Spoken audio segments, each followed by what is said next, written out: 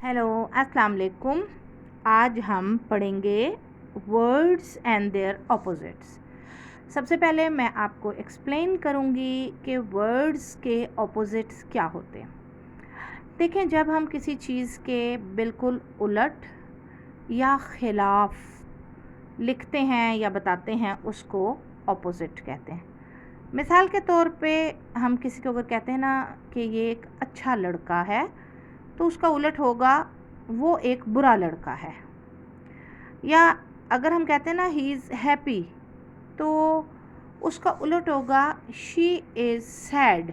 ठीक है, खुश और ना खुश। जैसे काला रंग है तो उसका उलट होगा सफ़ेद।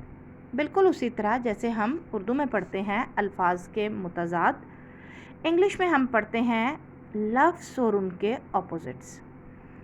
हम शुरू से छोटी क्लासेस से आपको अल्फाज के उलट बनाना और लिखना सिखा रहे हैं। मैंने कुछ वर्ड्स आपको इस किताब में से पढ़ाने हैं और फिर हम इसको जुमलों में इस्तेमाल करना सीखेंगे। चंद अल्फाज मैं इधर से पढ़ूंगी और फिर आगे चलूंगी। आप मेरे साथ रहिए, और अगर इसमें कहीं पर आपको कोई प्रॉब्लम आता है तो आप मुझे कमेंट्स में बताइए। मसलन अबव इसका मतलब होता है ऊपर, और नीचे बिलो। ठीक है, ये उसके एन खिलाफ है, बिल्कुल ऑपोजिट है, बिल्कुल डिफरेंट है, तो इसको हम ऑपोजिट कहते हैं। Bad good, big small, black white, buy sell, catch throw. Catch का मतलब होता है पकड़ लेना, थ्रो का मतलब होता है फेंक देना।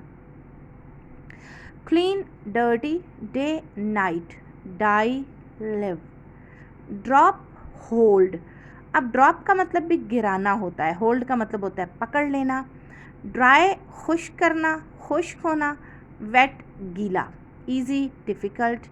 ईट drink, evening morning. Far near, fat thin slim. अच्छा बच्चों, कई दफ़ा एक लफ्ज़ के 3-4 ऑपोजिट्स हो सकते हैं। उसमें जो सिचुएशन के हिसाब से आपको दुरुस्त लगे, आपने वो इस्तेमाल करना है। Hard soft, hot cold, late early, learn teach. सीखना अलग काम है, सिखाना अलग काम है। तो ये उसका उलट होता है, सीखना का उलट है सिखाना। ठीक है, सीखना का उलट ना सीखना नहीं हो सकता, सीखना सिखाना। लिफ्ट पिक, उठाना, और ड्रॉप छोड़ देना। Long short, loose find. ठीक है, नाउ इसी तरह अब हम आ जाते हैं थोड़ी सी इसमें ज़रा बेहतर तरीके में। By the new things boys, लड़कों नई चीज़ें ख़रीदो। तो इसका हम उलट क्या बनाएंगे? हम बनाएंगे sell the old things girls. ठीक है, it is an old and big ball.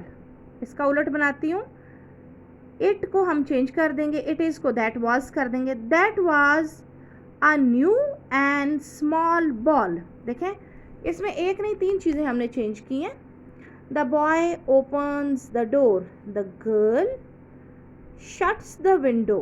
Door का उलट विंडो, ओपन का शट, बॉय का girl. The man is sleeping now, the women is awaken then. अब स्लीपिंग सोना, अवेकन जागना, तो मैन की जगह वमेन, नाउ की जगह then. It is easy to drink my son. अब इसको चेंज करते हैं, that is difficult to eat my daughter. देखिए, ईजी का उलट डिफ़िकल्ट, ड्रिंक का उलट ईटिंग, और सन का उलट daughter. The students are learning. ठीक है, the students are learning, the teachers were teaching. Please tell me a good story. ठीक है, please hear her a bad story. Tell का उलट हो गया हियर। ठीक है, और मी का उलट हो गया हर, गुड का हो गया उलट bad story. Love is a good thing.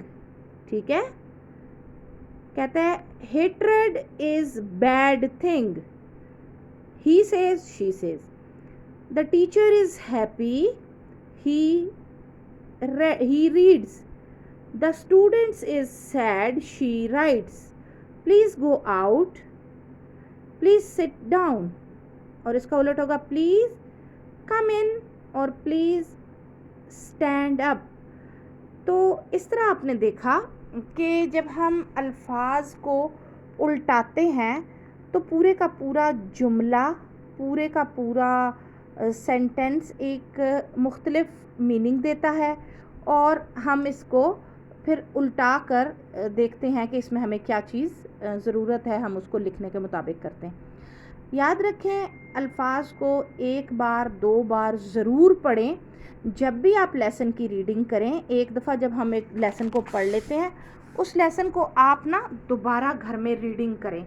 और बेहतर है कि एक वीडियो को एक की जगह अगर दोबारा देखें और एक कलम रख लें और कलम साथ रख के उसमें जो डिफ़िकल्ट चीज़ है उसको अंडरलाइन कर लें और फिर मुझे कमेंट में बताइए कि आपको ये चीज़ नहीं समझ आ रही, ताकि मैं उसमें आपकी हेल्प कर सकूं। अगर वर्ड ऑपोजिट आप ग्रेड 3 में सीख लेते हैं तो आगे जाके आप अच्छी खासी अपनी reading and writing skill develop कर लेते हैं। छोटी छोटी चीज़ें मिलजुल कर हमारी राइटिंग स्किल को इम्प्रूव करती हैं। सबसे पहले जो हमारी राइटिंग स्किल को इम्प्रूव करती हैं चीज़ें, वो वर्ड्स होते हैं, फिर वर्ड्स और उनके मीनिंग्स, वर्ड्स ऑपोजिट्स, और फिर सिंगुलर प्लूरल्स, और फिर मैस्कुलिन फेमिनिन। ये ग्रामर की वो छोटी छोटी चीज़ें जो अगर आपको आती हों तो आप आराम से सेंटेंस मेकिंग कर सकते हैं। याद रखें, रीडिंग एंड राइटिंग में सबसे पहले रीडिंग आता है। अगर आप अच्छे से पढ़ेंगे, उसको याद करेंगे, तभी आप अच्छा लिख सकते हैं। कोशिश करें एक दफ़ा जो चीज़ आपके नोटिस में आ जाए उसको याद रखें, उसको प्रैक्टिस में रखें, बोलने में उन अल्फाज को बार बार बोलें ताकि आप इसको याद रख सकें। और अगर कोई चीज़ नहीं समझ आई तो मुझे कमेंट में बताइए। Hope to see you very soon. Bye bye.